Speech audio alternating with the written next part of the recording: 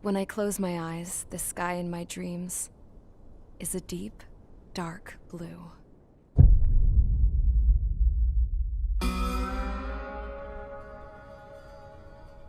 Pilots have been in my family for 4 generations. Flying's in my DNA. Even so, my grandpa didn't want me joining the Air Force. He lost faith in the Ocean Air Defense the day my dad died in battle.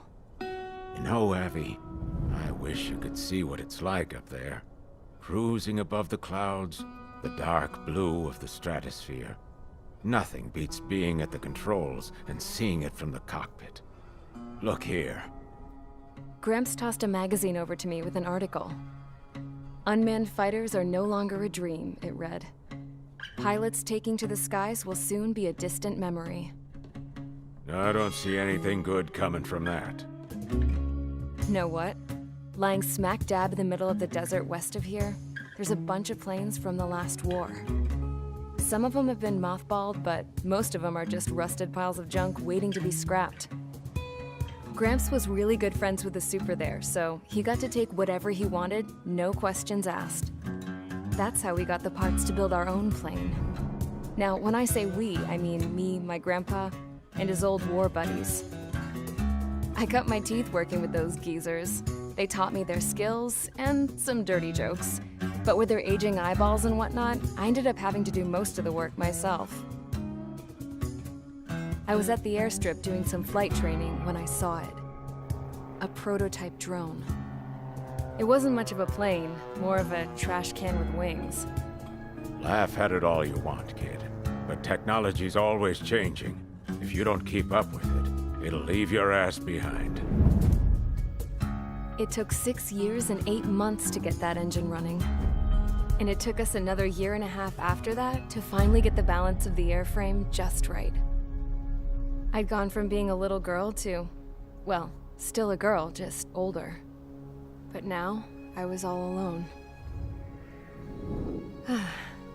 Wherever the souls of my Gramps and his pals are flying, I hope it's peaceful.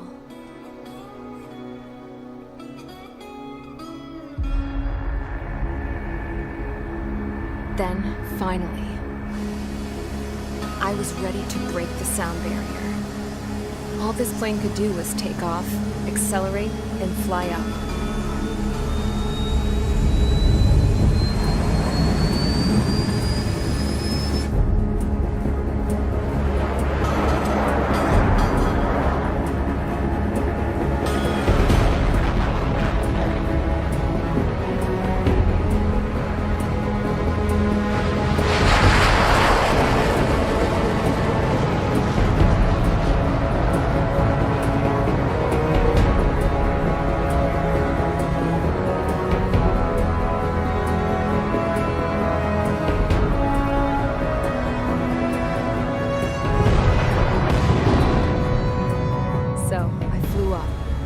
Straight up, through the clouds, higher into the sky. Dark blue. I could almost touch it. Then I saw OCS fighters. They were tailing something. A drone. They were going full out chasing that thing. Doing 30 Gs at least. Damn, I've never seen anything move that fast. It had a rose painted on it. The Erusian emblem. But that country's a whole continent away from here.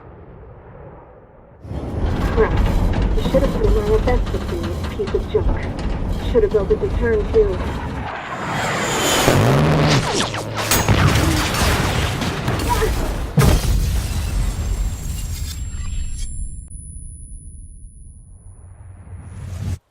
In case you were wondering, yeah, I survived.